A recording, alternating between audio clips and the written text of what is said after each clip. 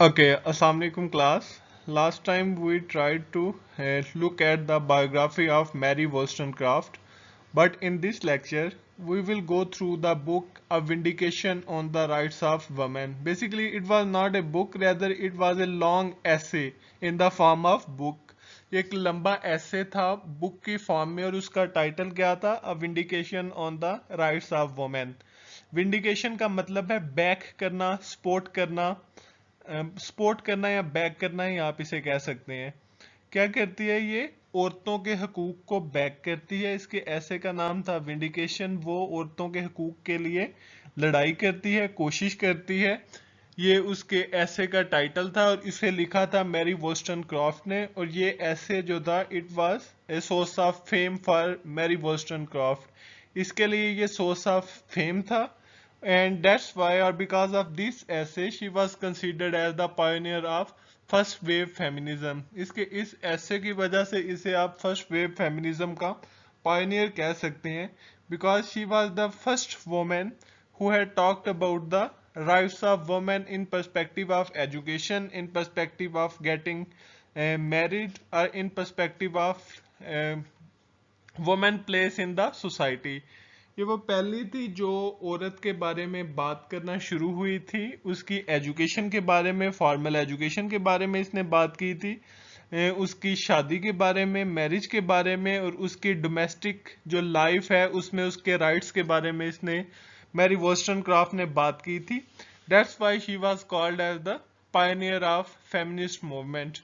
आगे इसके ऐसे को देखते हैं कि वो एजुकेशन के बारे में, what was her point of view regarding the education of women in the society. औरत की एजुकेशन के बारे में इसका क्या पॉइंट ऑफ व्यू था सोसाइटी में. We will look at it on the next slide.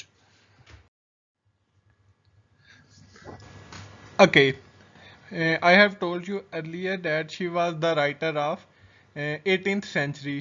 18वीं सदी की वो राइटर थी और 18th सेंचुरी को सेंचुरी ऑफ इनलाइटनमेंट भी कहा जाता है, क्योंकि उसमें इनलाइटनमेंट आई थी. अब आपको पता होगा कि इनलाइटनमेंट क्या थी. ये एज ऑफ रीजन थी. यहाँ पे थिंग्स जो थी they were considered as good और bad on the basis of reason. यहाँ पे रीजन जो था उसकी बेस पे चीज़ों को जज किया जाता था.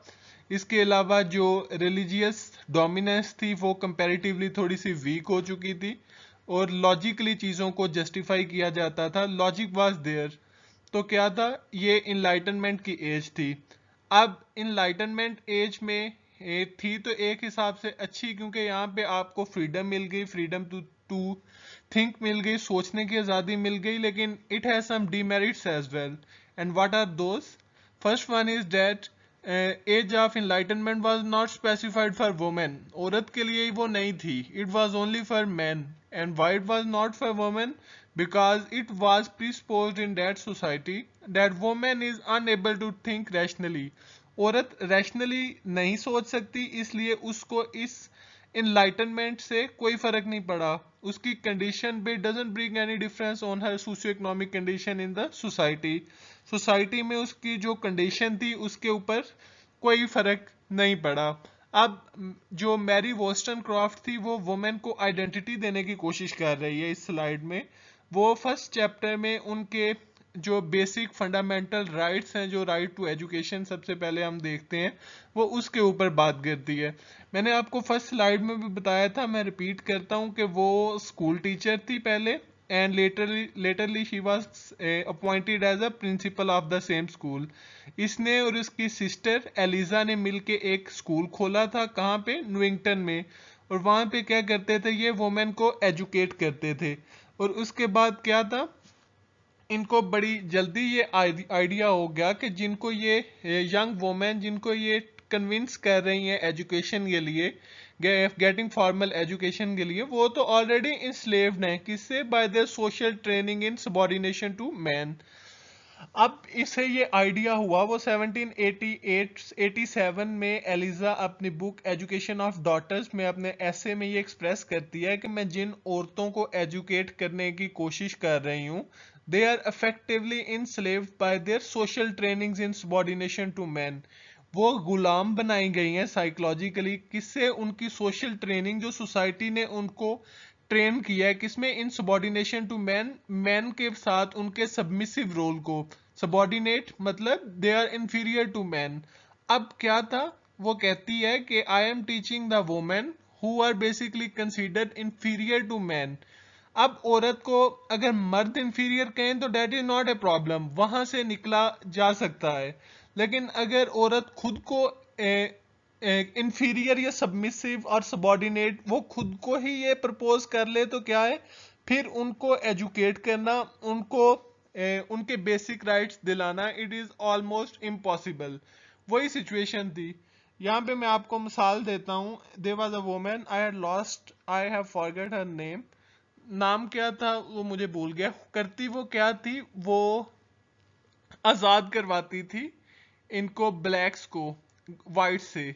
जब उनसे पूछा कि इन आजाद करवाने में, इनको फ्री करवाने में, इनकी फ्रीडम में आपको सबसे बड़ा चैलेंज क्या फेस करना पड़ता था, तो उसने बड़ा इंटरेस्टिंग आंसर दिया। वो कहती कि सबसे ज्यादा मसला मुझे उनको ये यकीन दिलाने में आता था कि आप भी आजाद हो सकते हो।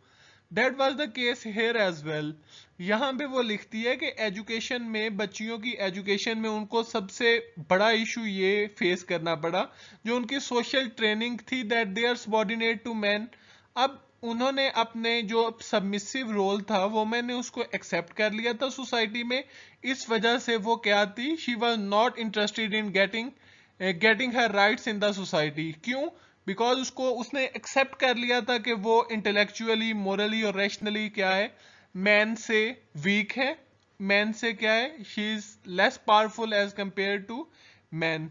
अब वोस्टनक्राफ्ट क्या कहती है, वोस्टनक्राफ्ट कहती है कि ideas to include education for women whose rational nature are no less capable of intellectual achievements that are those of men।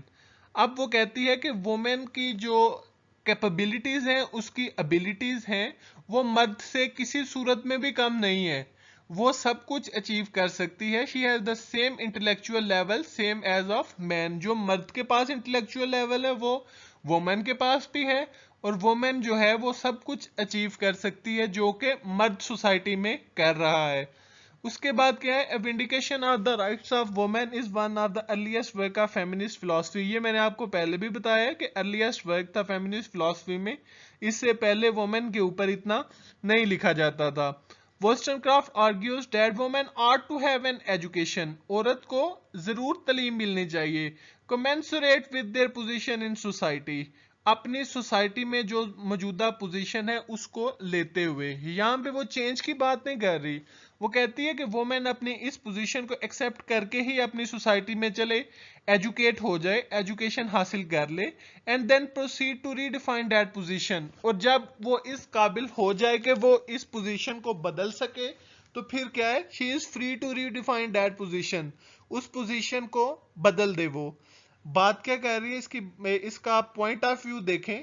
सबसे पहले वो ये कह रही है कि आपने कोई रेवोल्यूशन नहीं लाना, आपने घरों में लड़ाई नहीं करनी, आपने कोई रिबिलियस एटीट्यूड नहीं अडॉप्ट करना, बल्कि क्या है, rather what you need to do is to work hard और टू एजुकेट, और you need to focus on your education. आपको अपनी एजुकेशन के ऊपर फोकस करना है। And once you get enough ability, जब आपके पास इतनी एबिलिटी आ जाए, after getting higher education, higher education लेने के बाद, then you are free to redefine your position in the society. फिर आपको ये आज़ादी होगी कि आप अपनी सोसाइटी में जो पोजीशन है आप उसको बदल दें। उसके बाद क्या कहती है, claiming that women are essential to the nation. क्या कहती है कि ये औरत मुआशरे के लिए बहुत ज़रूरी है, because they educate it's children, क्योंकि ये अपने बच्चों को एजुकेट करती है। वो है नेपोलियन की जैसे कोट है कि give me educated mother's I will give you educated nation, कि जैसे आप मुझे एजुकेटेड मदर्स दें, मैं आपको एजुकेटेड चिल्ड्रन दूंगा। यहाँ पे वो क्या कर रही है, वो कहती है कि वुमेन को एजुकेशन, नेशन को औरतों की इसलिए जरूरत है क्योंकि वो अपने बच्चों को एजुकेट कर सकती है, because they could be companion to their husbands. वो अपने हस्बैंड्स की साथी बन सकती है। साथी किस में? दो चीजें, एक लाइवलीहुड में, अगर वो एजुकेटेड होगी तो वो अपना कुछ ना कुछ अपने लिए कर लेगी, और कुछ ना कुछ अपने लिए करने के बाद वो क्या है, फिनेंशियली अपने हस्बैंड को सपोर्ट करेगी। और दूसरा क्या है कि अगर उसका हस्बैंड जो है उसे कोई परेशानी होगी या कोई चैलेंजेस होंगे, तो आप किसके साथ शेयर करते हैं, अपने दोस्तों के साथ। सिमिलरली वो क्या है, वो अपनी वाइफ के साथ शेयर करेगा और दोनों मिलकर रैशनली किसी इशू का हल निकाल लेंगे। पहले सोसाइटी में औरत का स्टेटस क्या था, स्लेव का था। ये किसकी बात कर रही है, ये बात कर रही है of being companionship with her husband, husband के साथ दोस्ती की बात कर रही है, rather than mere wife. Wife से ज्यादा बेहतर होगा कि वो दोस्त बने, instead of viewing women as ornament to society. कहते हैं औरत को माशरे के लिए एक डेकोरेशन पीस समझने से बेहतर है कि आप उसे एजुकेट करें ताकि वो किसी प्रोडक्टिव काम में पार्टिसिपेट कर सके। ऑर्नामेंट टू सोसाइटी क्या है, जैसे आपने घर में औरतों को डेकोरेशन पीस की तरह लगाया होता है कि वो सज संवर के घूमती रहे, तो that will be good for the society. ये इस कॉन्सेप्ट के अगेंस्ट है, ये इस स्टीरियोटाइप रोल के अगेंस्ट है वुमेन के सोसाइटी में। Property to be traded in marriage, ये कहती है कोई प्रॉपर्टी नहीं है जिसे आप शादियों में बदल दें। जैसे आपको वटे सट्टे का पता है कि आपने मतलब लेना देना कर लिया, जैसे हमारी सोसाइटी में basically same was the culture at there as well, वहां पे भी सेम कल्चर था। कहती है उसे आप शादियों में उसकी ट्रेड करने की बजाय, उसे एज अ बिजनेस एसेट समझने की बजाय आप उसे एजुकेट करें। Wollstonecraft maintains that they are human being deserving of the same fundamental rights as men. कहती है आप उनको औरत ना समझें, you don't need to treat them as inferior to men. Rather, she is equal and she desires and she deserves all same basic fundamental rights same as of men. जो man deserve करता है society में basic fundamental rights, women भी वही deserve करती है। और society फिर ही फ्लोरिश करेगी अगर मैन और वुमेन इन दोनों को इक्वल राइट्स मिलेंगे। इन दो स्लाइड्स में देखें मेजर बातें उसने क्या की हैं। एज ऑफ इनलाइटनमेंट के बारे में आपको मैंने बताया, उसमें वुमेन का रोल नहीं था क्योंकि रैशनैलिटी थी और वुमेन को रैशनल नहीं समझा जाता था। अब क्या है, वो कहती है कि मैंने औरतों को एजुकेट करना था, सबसे ज्यादा मसला मुझे उनके सोसाइटी में सबमिसिव रोल की वजह से पेश आया। उसके बाद वो कहती है कि आप इनको एजुकेट करें, औरत एजुकेशन ले अपने सेम स्टेटस के साथ, और जब उसके अंदर इतनी एबिलिटी आ जाए तो वो अपने स्टेटस को बदल दे। उसके वो बाद वो कहती है कि औरतों को एजुकेट आप इतना करें, आप उनको ऐसे एजुकेट करें कि वो मर्दों के कंपेनियन बन जाए instead of being traded as marriage product. शादी में ट्रेड करने की बजाय एज अ मैरिज प्रोडक्ट आप उसे एजुकेट करें ताकि अपने हस्बैंड के काम आए, और उसे बेसिक फंडामेंटल राइट्स भी वही डिजर्व करती है वो जो कि मैन करता है। अब इसके ओपिनियन देखें नेशनल एजुकेशन पे क्या कहती है। She argues that all children should be sent to a country day school. ये चाहती है, वो बहस करती है, आर्ग्यू करती है कि आप सब बच्चों को कंट्री डे स्कूल पे भेजें। यहाँ पे one thing is notable for you people, she is not merely talking about man और वुमेन, किसी मर्द या औरत के बारे में पर्टिकुलरली बात नहीं कर रही, rather she is talking about children, औरतों के लिए बात कर रही है यहाँ पे। अब और सॉरी, यहाँ पे वो चिल्ड्रन बच्चों के लिए बात कर रही है, और बच्चों के लिए बात करने से क्या मतलब है कि both men and women are included, बच्चे मेल भी इंक्लूड हैं और फीमेल भी इंक्लूड हैं। ये क्या कहती है कि बच्चों को कंट्री डे स्कूल में भेजा जाना चाहिए, as well as given some education at home, और इनको घर में भी तालीम देनी चाहिए। To inspire a love of home, घर से मोहब्बत के लिए, उनको इंस्पायर करने के लिए, एंड डोमेस्टिक प्लेयर्स, और घरेलू जो आपके खाना बनाना वगैरह है, कुकिंग वगैरह है, उसकी प्लेयर से उनको फेमिलियर करवाने के लिए। अगेन यहाँ पे चिल्ड्रन की बात कर रही है, इसका पर्पस ये है कि the kind of education that women gets should be the same education that a man get in the society. आप मेल और फीमेल को इक्वल एजुकेशन दें, बच्चों की बात की है इसने, लड़की या लड़के की बात नहीं की।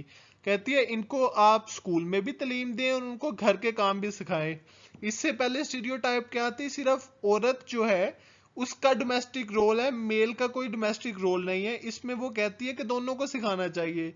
She also maintains that schooling should be co-educational. She was in favor of co-educational schools where men and women gets education in the by sitting in the same class.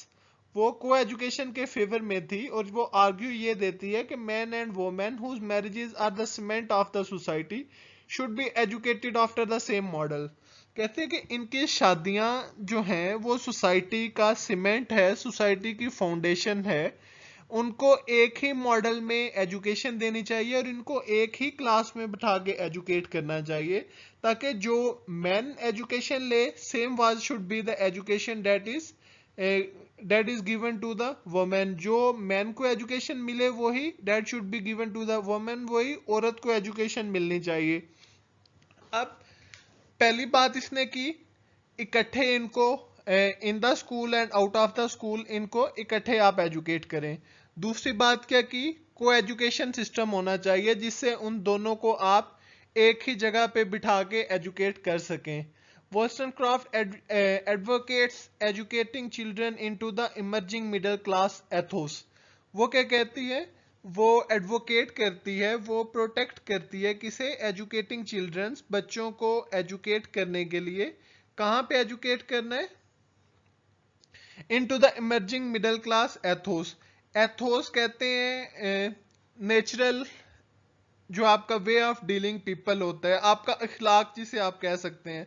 कहते हैं जो मिडिल क्लास मोरालिटी है उसके according educate करने को भी वो advocate करती है, इसे भी प्रमोट करती है। वो कहती है यस, सेल्फ डिसिप्लिन सिखाएं उनको, ऑनेस्टी सिखाएं, फ्रूजैलिटी, इनको किफायत शुआरी कहते हैं फ्रूजैलिटी को, सेंस ऑफ बीइंग इकोनॉमिक किफायत शारी एंड सोशल कंटेंटमेंट, और उनको माशरती आजी सिखाएं कि how to deal with people, आपने लोगों से कैसे डील करना है, आप सब सिखाएं।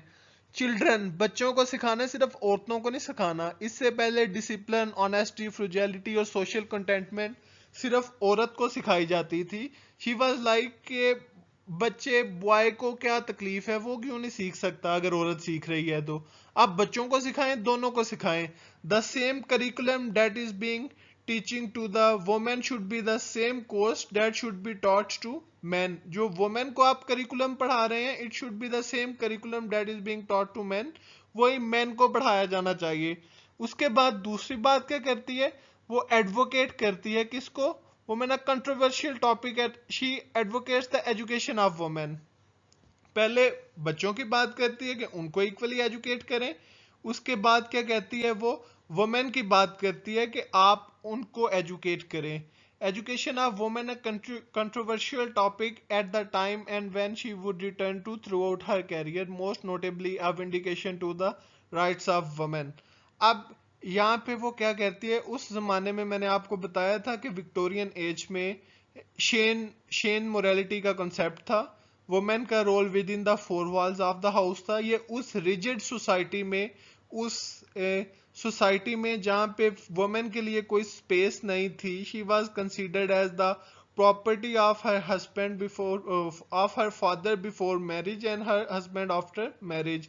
In that society she was raising her voice for the rights of women in the form of her notable essay A Vindication of the Rights of Women। इस सोसाइटी में वह रहते हुए वो औरत के हकूक के लिए बात कर रही थी। अपने ऐसे के अंदर औरत की एजुकेशन के बारे में बात कर दी है। Wollstonecraft argues that well-educated woman will be good wife, mother and ultimately contribute positively to the nation। अच्छी बीवी बनेगी पढ़ी लिखी औरत, अच्छी माँ बनेगी and she will be able to serve the society in a best positive way। उसके बाद Wollstonecraft states that currently many women are silly and superficial। बहुत सी औरतें इस वक्त बेवकूफ़ हैं, सुपरफिशियल हैं। सुपरफिशियल कौन होते हैं, जो कि घूस्ट और ये अननोन पावर्स जो हैं उनके ऊपर बिलीव करती हैं, सुपर नेचुरल एलिमेंट्स के ऊपर। But argues that this is not because of N इनेट deficiency. वो ये कहती है कि ये बाय बर्थ सिली, बेवकूफ और इडियट नहीं थी, बल्कि क्या है, this is not an इनेट deficiency of mind. ये माइंड के अंदर कोई बाय बर्थ कोई मसला नहीं था, but rather because men have denied them access to education। कहता है मैन ने उनको एजुकेट होने नहीं दिया, और क्या है, इस वजह से वो बेवकूफ रह गई हैं। अगर मैन की तरह आप उनको एजुकेट करते हैं तो they may have the same sense same as of man, तो जो मैन के पास सेंस है वो उनके पास भी होती। Taught from their infancy that beauty is women's sceptre, आपने उनको बचपन से ही क्या बढ़ाया कि औरत की रॉयलिटी या औरत का जो अजमत है, डिग्निटी है, हाईनेस है, रॉयलिटी है, वो किस में है, वो खूबसूरती में है। अब जब आपने बच्चियों को बचपन से ही खूबसूरत बनाना सिखाया तो उन्होंने फिर खूबसूरत ही बनना था, उन्होंने अक्लमंद कहां से बनना था। आगे क्या कहती है, the mind shape itself to the body, कहते हैं कि बॉडी खूबसूरत होनी चाहिए, माइंड तो खुद ही बन जाएगा, साफ हो जाएगा। And roaming round its gilt cage, और उन्हें उनके सोने के पिंजरे में घूमते रहना चाहिए। Only seek to adorn its prison, सिर्फ अपनी जो उनकी जेल है उसी को सजाना चाहिए, अपने घर को सजाना चाहिए। यहाँ पे घर को कंपेयर कर रही है प्रिजन के साथ, कहते हैं उनको जेल में बंद कर दिया आपने कि उसी को सजाओ, संवारो, बनाओ, श्रृंगार करो, घर में रहो, तुम खूबसूरत होनी चाहिए, तुम्हारे दिमाग की खैर है। He implies that without the encouragement young women receive from an early age, वो ये इन्फोर्स करती है, इम्प्लाई करती है कि उस हिम्मत के बगैर जो आपने औरत को बचपन में दी थी, to focus their attention on beauty, कि आप अपना मेन कंसंट्रेशन, अपनी मेजर कंसंट्रेशन खूबसूरती में रखें, एंड आउटवर्ड अकम्पलिशमेंट, और आपका ज़ाहरी बनाव संघार जो है वो अच्छा होना चाहिए। Women could achieve much more, अगर आप ये ना करते, इसके बगैर औरत बहुत कुछ कर सकती थी सोसाइटी में, वो बहुत कुछ हासिल कर सकती थी। इस पैराग्राफ में वो मैन को रिस्पॉन्सिबल कह रही है कि तुमने औरत को बनाव सिंगार की तरफ, खूबसूरती की तरफ लगा दिया, और औरत का ध्यान खूबसूरती की तरफ चला गया, वो खूबसूरत होना शुरू हो गई, तो उसका सोसाइटी में जो सोशल स्टेटस था वो सिर्फ ब्यूटी तक ही लिमिटाइज होके रह गया। उसने she had ultimately lost her social status and started being silly, वो बेवकूफ हो गई और उसका जो सोशल स्टेटस था सोसाइटी में वो खत्म हो गया। आगे देखते हैं। Okay, in first few chapters he was talking about right of women education, औरत के women education के बारे में बात कर रही थी। यहाँ पे उसके rights in the society में बात कर रही है। पहले education पे बात की, अब उनके rights, basic fundamental rights की बात कर रही है। क्या कहती है यहाँ पे, again lasting place in the history of philosophy rest upon vindication of the rights of women, vindication of rights of women, इसकी बेस पे उसे हिस्ट्री ऑफ फिलोसफी में उसका नाम बना। In this classical feminist text, इस क्लासिकल होती है ओल्ड, फेमिनिस्ट टेक्स्ट, अपनी फेमिनिस्ट टेक्स्ट में she appealed to social philosophy, वो सोशल फिलोसफी को अपील करती है, the basis of the creation and preservation of equal rights and opportunities for man. वो कहती है कि सोशल फिलोसफी जो है वो क्या है, वो मैन और वुमेन के इक्वल राइट्स को प्रोटेक्ट करती है। The foundation of morality in all human beings, male or female, is their common possession of the faculty of reason. कहते हैं रीजन की बुनियाद पे मोरालिटी क्या है, वो मेल और फीमेल के लिए इक्वल है। ये नहीं हो सकता कि अगर फीमेल अपने घर से भाग जाए तो उसे आप मार दें, अगर लड़का भाग गया तो चलो खैर है। आपने जो आपकी मोरालिटी है वो मेल और फीमेल दोनों के ऊपर आपने बराबर इंप्लीमेंट करनी है। फाउंडेशन ऑफ मोरालिटी सारे ह्यूमन बीइंग के लिए है, मेल के लिए भी है, फीमेल के लिए भी है। अगर मेल को किसी गुनाह पे माफी मिल जाती है तो फीमेल को भी माफी मिलनी चाहिए। यही common possession of faculty of reason है। रीजन तो यही कहता है कि whatever is the code of conduct for man should be the same code of conduct that should be impose to women, औरत के ऊपर भी वही अप्लाई होना चाहिए रूल्स एंड रेगुलेशंस जो कि मैन के ऊपर होते हैं। वॉल्स्टनक्राफ्ट आर्ग्यूड, वो ये आर्ग्यू करती है that women must claim their equality, औरत को अपनी इक्वालिटी क्लेम करनी चाहिए by accepting its unemotional dictates. उनका रोल क्या है कि तुम इमोशनल हो, वो कहती है अनइमोशनल हो के डिक्टेट करना चाहिए, अपने लिए इक्वल राइट्स क्लेम करना चाहिए। डिक्टेट वर्ड जो है ये वर्ब है, ये डिक्टेशन से बना है कि औरत को जिसे आप कह सकते हैं बेदीद होना के मतलब कोई वर्ड मुझे इसका प्रॉपरली याद नहीं आ रहा। आप कहती है कि अनइमोशनल होके बेलचक होके आपने अपने लिए इक्वल राइट्स डिमांड करें। Excessive concern for romantic love and physical desirability. Excessive concern उसका किसके ऊपर था? रोमांटिक लव के ऊपर। लव, फिजिकल डिजायरेबिलिटी, जो आपकी डिजायर्स हैं, फिजिकल या इमोशनल डिजायर्स हैं, आप वो अपने लिए भी क्लेम करें। उससे पहले क्या था कि मेल जो चाहे कर ले, वुमेन कुछ ना करे। अब यहाँ पे क्या कह रही है? आप रोमांटिक लव, आपका लव मेकिंग के साथ भी जिसके साथ दिल करता है, ये आपका बेसिक फंडामेंटल राइट है कि आप वैसे ही करें। शी बिलीव, वो ये यकीन करती है, और not the natural condition of female existence, कि ये फीमेल एग्जिस्टेंस की एक नेचुरल कंडीशन है कि उसके अंदर वो जो उसकी बेसिक डिजायर्स हैं, जो उसकी फिजिकल डिजायर्स हैं, उनको फुलफिल करने के लिए वही क्राइटेरिया होना चाहिए जो कि मेल का है। कंडीशन ऑफ फीमेल एग्जिस्टेंस पर rather the socially imposed means by which male domination enslaves them. कहते हैं कि ये जो लिमिटेशंस हैं सोसाइटी ने इनके ऊपर इम्पोज की हैं, ये वुमेन ने खुद अपने ऊपर इम्पोज नहीं की, या नेचर ने मैन वुमेन के ऊपर इम्पोज नहीं की। ये नेचुरल नहीं है, बल्कि ये क्या है, ये मेल मेंबर्स ऑफ सोसाइटी जो हैं, ये डोमिनेटेड मेल्स हैं, उन्होंने वुमेन के ऊपर ये लिमिटेशंस लगाई हैं। किसके लिए? टू इनस्लेव देम, उनको अपना गुलाम बनाने के लिए। वो कहती है कि मेल को जो सोसाइटी में राइट्स मिल रहे हैं वही फीमेल को मिलने चाहिए। जो आपके मोरालिटी और आपके मोरल लॉज और मोरल वैल्यूज हैं, वो मैन और वुमेन के लिए सेम होनी चाहिए। अगर मैन जो है वो अपनी मर्जी से लव मेकिंग कर सकता है, शादी कर सकता है, उसका मतलब मैरिज था, मैट्रिमोनियल रिलेशनशिप में आ सकता है, तो women should have same rights to choose her husband according to her own will. तो उसके पास भी ये राइट है कि वो अपनी जो डिजायर्स हैं उनको पूरा करने के लिए अपनी मर्जी से अपने हस्बैंड को सिलेक्ट करे। क्यों? क्योंकि ये जो बैरियर्स हैं, जो सोशल एग्रीमेंट्स हैं, सोशल कॉन्ट्रैक्ट्स हैं, these are imposed by man to enslave the women in the society. ये जो हैं ये गॉड ने नहीं बनाए, बल्कि ये मैन ने बनाए हैं। किसके लिए? वुमेन को इंस्लेव रखने के लिए, औरत को अपना गुलाम रखने के लिए। आगे वो क्या कहती है?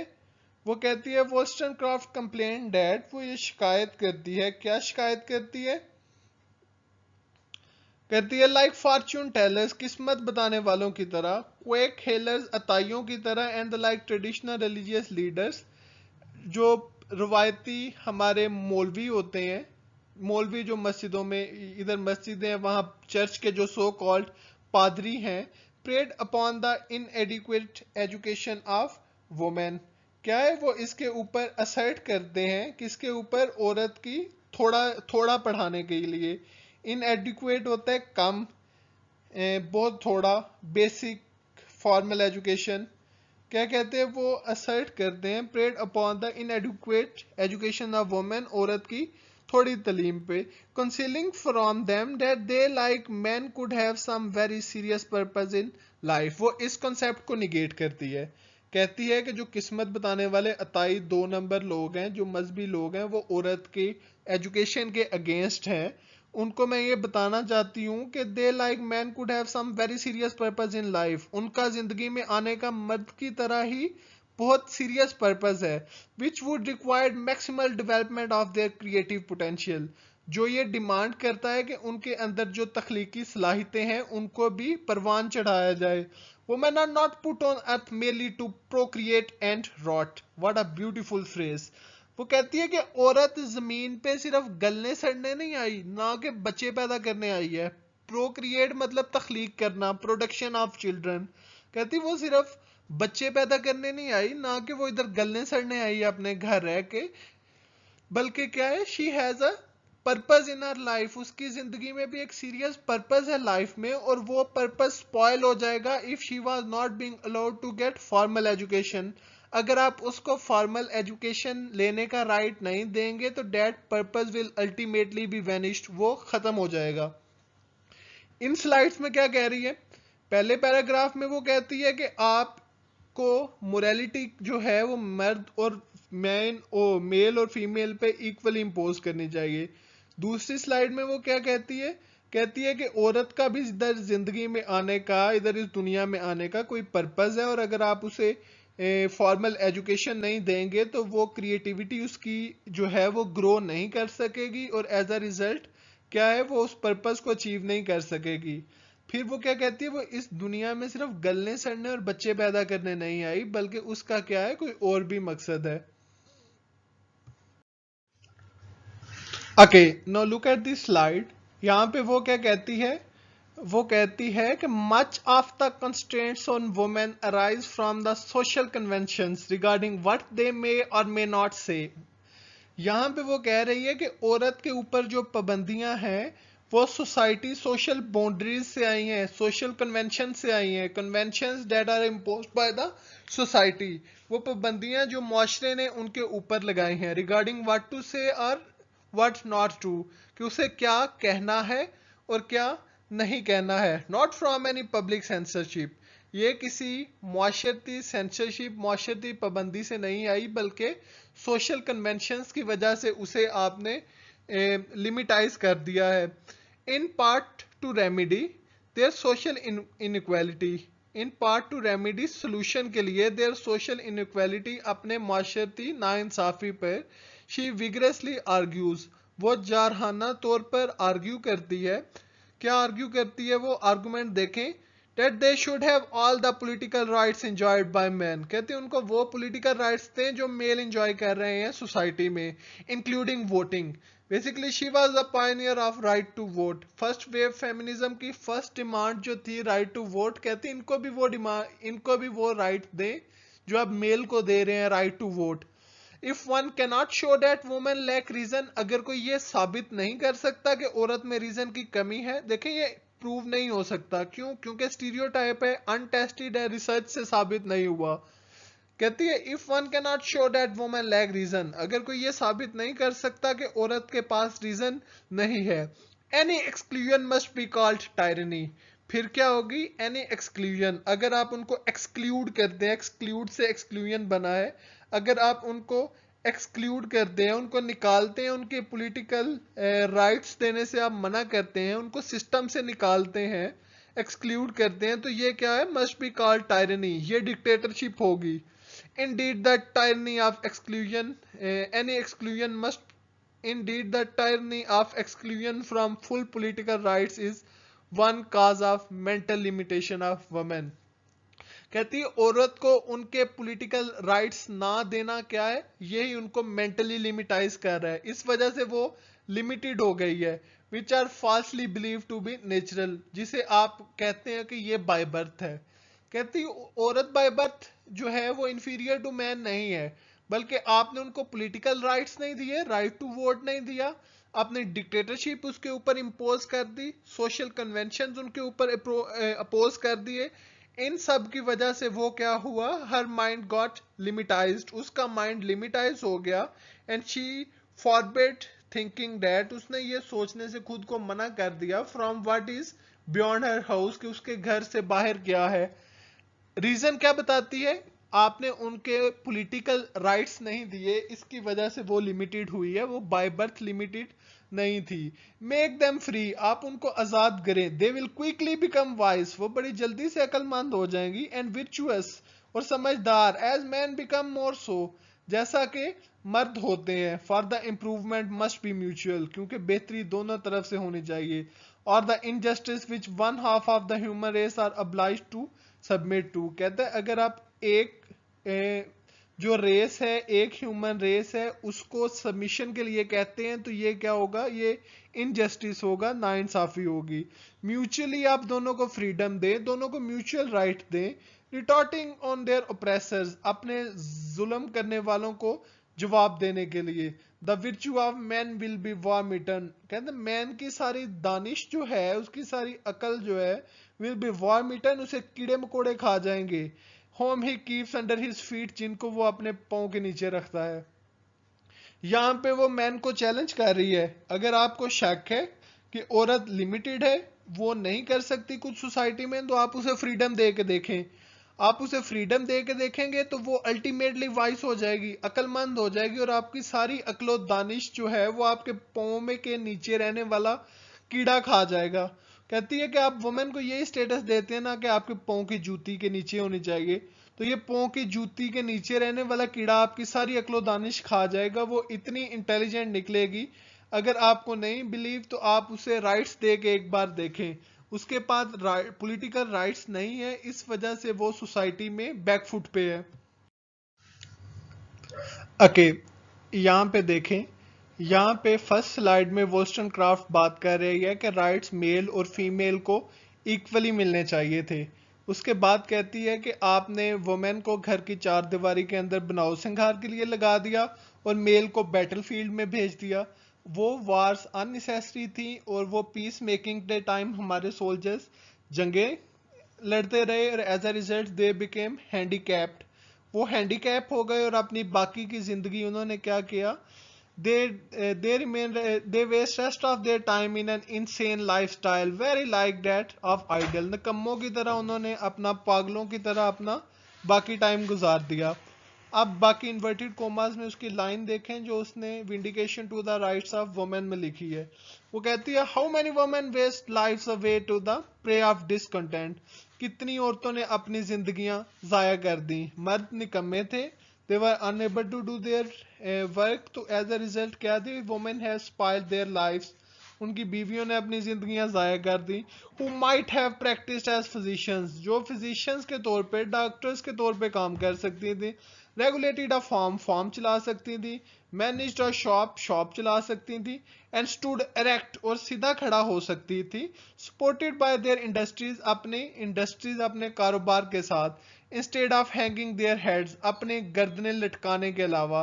Surcharge with the dew of sensibility, अपनी सारी सेंसिबिलिटी को एक तरफ रख कर। That consumes the beauty to which it first give lustre, कहते हैं उसकी सारी खूबसूरती भी खत्म हो गई, तबाह हो गई, कंज्यूम हो गई, जाया हो गई, जो पहले उसे अपनेपन का एहसास दिलाती थी। कहते हैं जिनके मर्द निकम्मे हो गए, आपने उनकी औरतों को कोई प्रोडक्टिव नहीं सिखाया, मुआशरे का फ्रूटफुल मेंबर बनना नहीं सिखाया, और उन्होंने भी अपनी जिंदगियां ज़ाया कर दी। वो ये काम कर सकती थी, फॉर्म चला सकती थी, शॉप्स चला सकती थी, डॉक्टर बन के अपना रोजगार पूरा कर सकती थी, लेकिन आपने ऐसा नहीं करने दिया। Wollstonecraft idea that women to enjoy natural rights should enjoy thereof all political rights according to men influenced the 1848 gathering of worming and later उता इन यूनाइटेड स्टेट्स। इसकी ये डिमांड्स राइट टू वोट की और इनके natural rights की जो थी, वो 1848 की जो गैदरिंग थी उनमें इन डिमांड्स को दोहराया गया। और अमेरिका में क्या हुआ, यूनाइटेड स्टेट्स में women were not acquired the rights of vote in most nations until the early 20th century. Mostly जो नेशंस थे उनमें औरतों को 20वीं सदी तक राइट्स नहीं मिले। 20वीं सदी में आगे औरतों को तकरीबन हर जगह ही राइट्स मिल गए थे, except some third world countries. Okay, जो हमने पढ़ा है हम इसको सम अप करते हैं। सबसे पहले राइट ऑफ एजुकेशन की बात करती है, कहती है कि वुमेन को इनस्लेव मैन ने किया हुआ है, और वुमेन के राइट टू एजुकेशन में सबसे बड़ा हर्डल यही है कि वो अपने सबमिसिव रोल को सोसाइटी में एक्सेप्ट कर रही है। दूसरी बात क्या कहती है कि औरत अपने सेम सोशल स्टेटस के साथ अपने राइट्स, सेम सोशल स्टेटस के साथ एजुकेशन ले, और जब वो इस काबिल हो जाए कि वो इन स्टीरियोटाइप्स को चेंज कर सके तो फिर वो अपना स्टेटस रीडिफाइन करे। उसके बाद कहती है कि को एजुकेशन होनी चाहिए। बच्चों को जो फीमेल को सिखाते हैं, मेल बच्चों को भी वही सिखाना चाहिए। बच्चों को मोरल वैल्यूज भी सिखानी चाहिए, घर के काम भी, डोमेस्टिक लाइफ भी सिखानी चाहिए, और फॉर्मल एजुकेशन भी देनी चाहिए। फिर कहती है कि आप पॉलिटिकल राइट्स बच्चों को दें, मतलब जो फीमेल को दी, मेल को दिए आपने, वो फीमेल को भी देते तो फीमेल भी उसी तरह रैशनल हो सकती थी जैसे कि मेल है।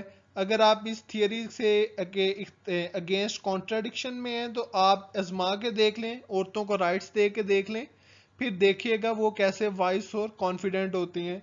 उसके बाद वो कहती है कि आपने जो औरत का रोल जो था उसे आपने लिमिटाइज कर दिया और उसे यही बताया कि बनाओ सिंगार करना, डेट इज ऑल। तो औरत ने भी फिर खुद को सजने संवरने में ही जाया कर दिया, instead of focusing towards her creative potential. उसके बाद वो ये कहती है कि मैन और वुमेन जो है, जैसे मैन का पर्पस ऑफ लाइफ है, वुमेन का भी पर्पस ऑफ लाइफ है, और उसकी क्रिएटिविटी को जंग लग जाता है, टर्न इनटू रस्ट, जब आप when you didn't allow her to get formal education, जब आप उसे फॉर्मल एजुकेशन हासिल नहीं करने देते, तो उसकी जो क्रिएटिविटी है उसे भी जंग लग जाता है। आगे वो कहती है कि उसका पर्पस सिर्फ रिक्रिएशन नहीं है, रॉट बच्चे पैदा करना और गलना सड़ना, रोटन से रॉट बना है, गलना सड़ना ही नहीं है, बल्कि क्या है, she also has right to become a fruitful member of society, बल्कि मुआशरे का एक अहम रुकन बनना भी उसका हक है।